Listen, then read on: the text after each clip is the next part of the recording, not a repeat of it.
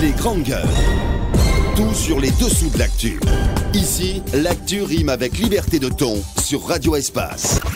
Mais aussi sur Espace TV, tous les soirs, vous nous regardez à la télévision. Merci à vous qui nous écoutez du côté de Tilplou, c'est en Zérécoré sur 99.7.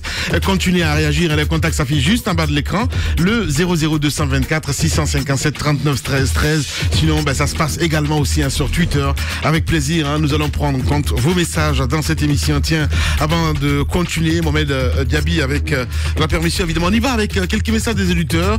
Bonjour Lamine, bonjour à toute l'équipe, félicitations à toi, je souhaite bon retour, bon début de saison de la part de votre petit Adam.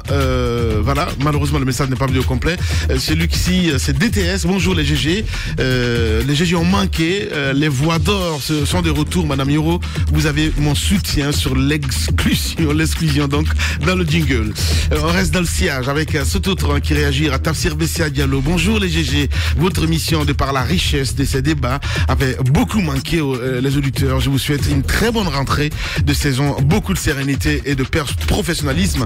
Je souhaite moins de critiques sans provocation et beaucoup de solutions pour une saison réussie sans précédente d'une Guinée unie et développée.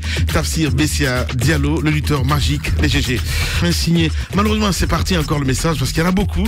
On reste dans le siège, Moussa. On va continuer avec cette enquête. Forcément, vous allez poursuivre un peu plus tard. Abaka Diallo, plutôt. Voilà, on nous signale du côté de la Banque centrale un trou de 21 millions de dollars. Ouais, c'est un dossier qui est très chaud, un dossier qui, mais dit-on, semble être un dossier très sensible, oui. Très sensible.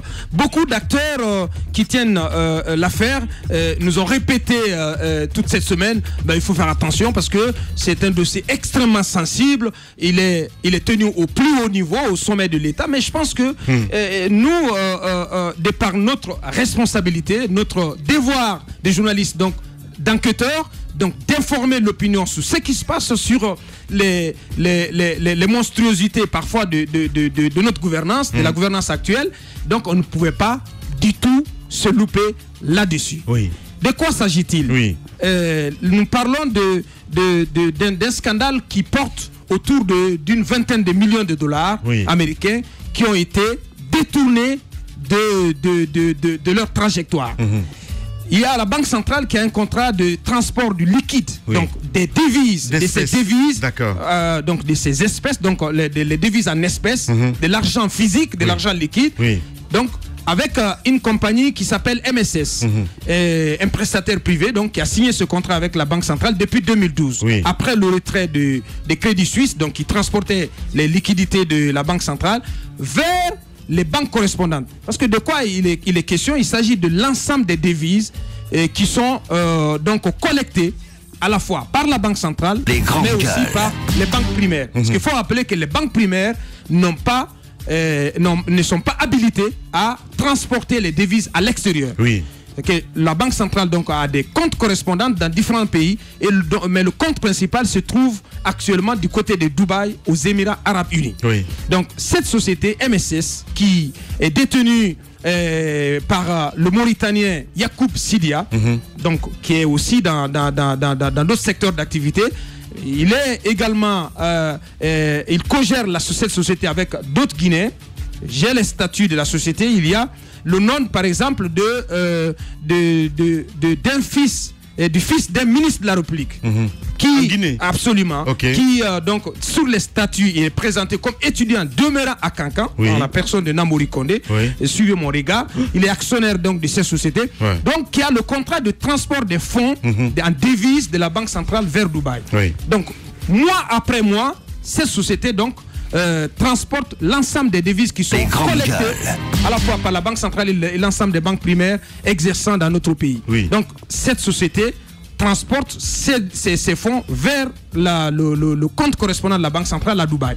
Mais ce qui a été remarqué sur plusieurs mois, et on peut même dire que sur quelques années, cette société, chaque fois qu'elle transporte un montant, ce montant qui est enregistré à la sortie ici, donc avec un bon de sortie, la totalité du montant n'atterrit pas dans le compte correspondant, dans le compte principal en devise donc de la Banque centrale auprès de Citibank. Parce qu'il faut rappeler que la Banque centrale a un compte correspondant en dollars à Citibank à Dubaï et un compte correspondant en euros à Standard Bank du côté donc de Dubaï toujours. Donc, lorsque la société prend ses fonds, on peut par exemple partir d'un exemple. Imaginez que MSS prenne 20 millions de dollars à la fin du mois d'août, parce que nous sommes à la fin du mois d'août, nous sommes début septembre.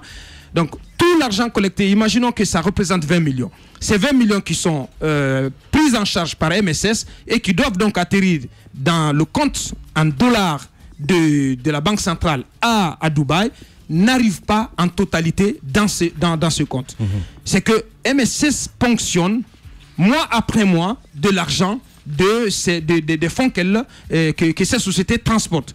Donc, au gré de ponctions régulières de 2 millions, 3 millions, 5 millions, aujourd'hui, on en est à 21 millions de dollars américains qui auraient donc pris une autre destination. Quelle destination?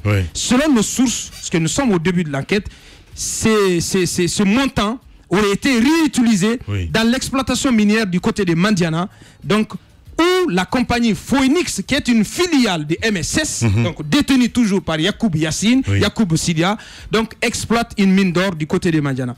Deuxièmement, ce montant, donc plus de 21 millions de dollars, est réutilisé dans l'achat et dans l'exportation de l'or avec un cheval de Troie qu'on peut nommer M. Tigran Koïta. Les grandes gueules. Dont l'or a été saisi, vous vous rappelez, on en a parlé dans cette émission, à bord d'un petit vol à Sigri, à l'aérogare de Sigri.